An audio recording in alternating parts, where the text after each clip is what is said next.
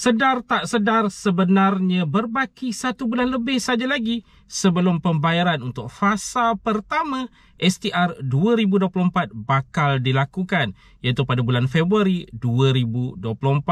Jadi sebelum ini admin ada mengingatkan berkaitan dengan semakan data untuk STR 2024 dan juga kemas kini. Untuk semakan data, anda perlu memastikan data anda berada dalam STR 2024 sebelum berakhirnya 30 November. Kalau selepas itu barulah anda hendak memohon, kalau katakanlah data anda masih lagi belum wujud, anda hanya akan dinilai untuk pembayaran fasa kedua pada bulan April 2024 nanti. Okey, bagi mereka yang telah pun mempunyai data dalam STR 2024 sebelum berakhirnya 30 November dan akan dinilai untuk kelulusan bagi STR 2024 fasa pertama, anda perlu juga memastikan berkaitan dengan kemas kini. Jadi sebelum ini admin ada juga mengingatkan berkaitan dengan kemas kini ini, yang mana kalau katakanlah ada perubahan data, anda harus mengemas kini. Kalau tak ada perubahan data juga disyorkan untuk mengemas kini juga. Mungkin boleh ubah email, alamat, nombor telefon dan sebagainya. Lebih-lebih lagi kepada mereka yang dah 3 tahun tak mengemas kini. Walau bagaimanapun, kalau katakanlah anda tak mengemas kini, pihak Lembaga Hasil Dalam Negeri akan menggunakan data sedia ada dalam rekod mereka untuk menilai mengakses kelulusan bagi STR 2024 pembayaran fasa pertama nanti. Okay, dalam video pada kali ini admin nak fokus berkaitan dengan kemas kini, bagaimana cara untuk mengemas kini. Kerana ramai juga yang bertanya kepada admin bagaimana cara untuk mengemas kini, di mana boleh dilakukan, apa yang perlu dilakukan dan sebagainya. Jadi dalam video pada kali ini admin akan tunjukkan cara-caranya. Okay, jom kita saksikan.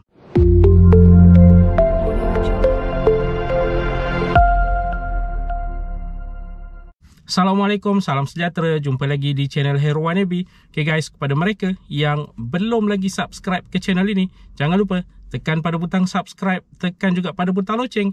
Thank you guys. Jadi untuk kemas kini STR 2024 ini ada 2 metod sebenarnya. Yang pertama, yang paling senang bagi admin adalah pergi terus ke Lembaga Hasil Dalam Negeri, isi borang manual, hantar dokumen-dokumen yang diperlukan. Ini terutama sekali bagi mereka yang tidak mahir menggunakan IT, tidak mahir menggunakan secara online untuk mengemas kini. Mungkin sesuai untuk golongan warga mas sebagai contohnya, ataupun golongan-golongan yang tidak mempunyai akses kepada internet ataupun yang tidak boleh masuk ke dalam MySTR. Kerana harus diingatkan metod kedua, iaitu secara dalam talian anda harus ada akses ke dalam MySTR untuk STR 2024 ini. Ada akses bermakna anda perlu ada nombor MyCard anda serta kata laluan. Kata laluan ini yang banyak sebenarnya yang tidak ada, ataupun yang mungkin sebelum ini ada telah pun mencipta kata laluan tetapi terlupa, dan setelah itu klik pada terlupa kata laluan, menjawab soalan keselamatan, masih lagi gagal untuk mendapatkan kata laluan yang baru. Jadi untuk mereka yang gagal mengakses ke dalam MySTR ini, satu-satunya cara yang ada adalah pergi ke mana-mana cawangan Lembaga Hasil Dalam Negeri untuk mengemas kini. Dan apabila anda mengemas kini nanti, mungkin boleh juga beritahu pada pegawai yang bertugas untuk dapatkan akses kembali bagi MySTR untuk kemudahan anda di masa hadapan untuk membuat semakan dan sebagainya. Jadi yang pertama tadi adalah berkunjung terus ke mana-mana cawangan Lembaga Hasil Dalam Negeri. Yang kedua adalah akses masuk ke dalam MySTR anda di bantuantunai.hasil.gov.my. Admin ulangi, bantuantunai.hasil.gov.my. Apabila anda masuk saja, di situ ada MySTR, ada tempat untuk anda memasukkan nombor MyCard anda, kemudian masukkan kata laluan dengan sewajarnya, dan setelah itu anda akan melihat option untuk kemas kini permohonan serta semakan permohonan. Jadi untuk kemas kini permohonan, klik pada kemas kini permohonan tersebut. Okey, setelah anda klik pada kemas kini permohonan, apa yang akan keluar di bahagian atas itu adalah maklumat pemohon. Kemudian ada pemakluman. Di situ ada 3 pemakluman yang penting sebenarnya yang berkaitan dengan dokumen yang perlu dimuat naik jika anda mengemas kini secara dalam talian. Yang pertama adalah sekiranya pemohon berstatus kahwin, sila muat naik dokumen sijil perkahwinan atau sila kemukakan sijil perkahwinan asal dan salinan ke pejabat hasil berhampiran selewat-lewatnya 7 hari selepas permohonan dibuat bagi tujuan pemprosesan permohonan. Yang seterusnya, sekiranya pemohon berstatus cerai, sila muat naik dokumen sijil cerai atau sila kemukakan sijil cerai asal dan salinan ke pejabat hasil berhampiran selewat-lewatnya 7 hari selepas permohonan dibuat.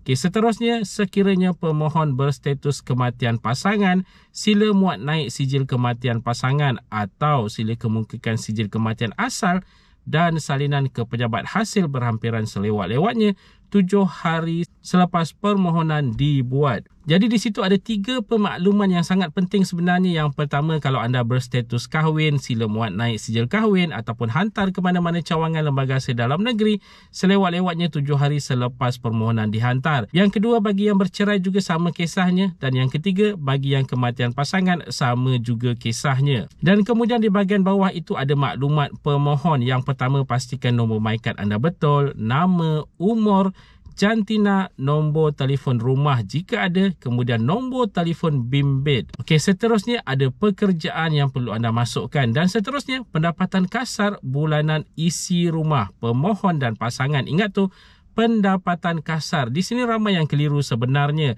Ramai yang mengingatkan jika mereka meletakkan figure ataupun amount berdasarkan apa yang mereka rasa betul, pihak lembaga hasil dalam negeri akan menggunakan data tersebut. Harus diingatkan untuk pendapatan ini, walaupun anda letak berapa sekalipun pendapatan anda di situ, pihak lembaga hasil dalam negeri masih akan membuat semak silang dengan agensi-agensi yang berkaitan seperti KWSP, Perkeso dan sebagainya untuk menentukan sebenarnya berapa purata bulanan pendapatan anda sebulan berdasarkan pendapatan kasar. Okey, bila bercerita berkaitan dengan pendapatan kasar ini termasuk dengan allowance, OT, bonus dan sebagainya. Jadi apa yang perlu anda lakukan, jumlahkan keseluruhan untuk setahun kemudian bahagi dengan 12 untuk mendapatkan pendapatan kasar sebulan anda.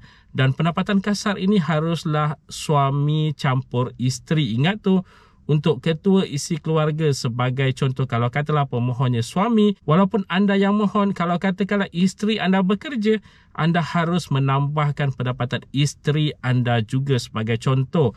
Kalau purata pendapatan sebulan anda adalah RM2,500, isteri anda RM1,500, ini menjadi RM4,000 sebulan.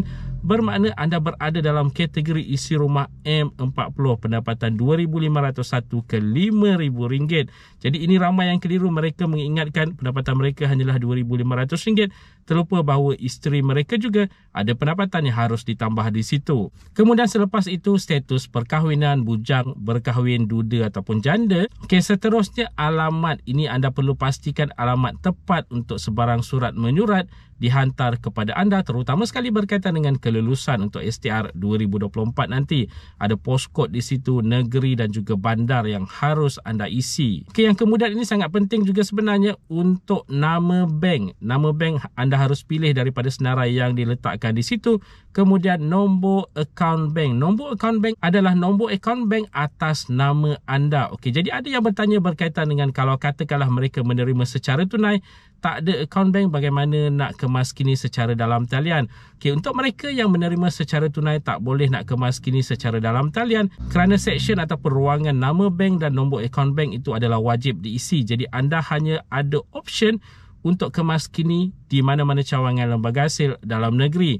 Okay, kemudian alamat email diletakkan di situ, ada asterisk, bermakna alamat email itu adalah penting untuk anda isi, wajib untuk anda isi. Okay, section seterusnya adalah dokumen sokongan. Okay, dokumen sokongan ini adalah seperti yang dinyatakan di pemakluman sebentar tadi, berkaitan dengan status. Kalau anda dah berkahwin, kena ada sijil perkahwinan. Kemudian kalau anda bercerai, harus ada sijil bercerai. Dan terakhir, kalau anda kematian pasangan, harus ada sijil kematian pasangan. Okay, dan harus diingatkan hanya 3 dokumen yang dibenarkan untuk dimuat naik. Kalau anda ada lebih, bagaimana? Okay, untuk anda yang ada lebih, anda disarankan untuk kemaskini di mana-mana cawangan lembaga hasil dalam negeri.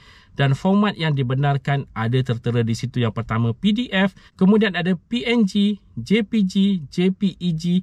Okey, untuk PNG, JPG dan JPEG ini adalah format untuk gambar. Jadi anda boleh ambil gambar dokumen anda, tapi harus pastikan terang dan mudah dilihat dan boleh dibaca. Kemudian di bawah itu anda perlu pilih jenis dokumen seperti yang telah pun dinyatakan sebentar tadi, dan dokumen anda perlu dimuat naik di ruangan dokumen tersebut. Dan apabila anda telah pun berjaya cari dokumen anda mungkin terletak dalam galeri ataupun dokumen dan sebagainya, anda tekan pada butang muat naik.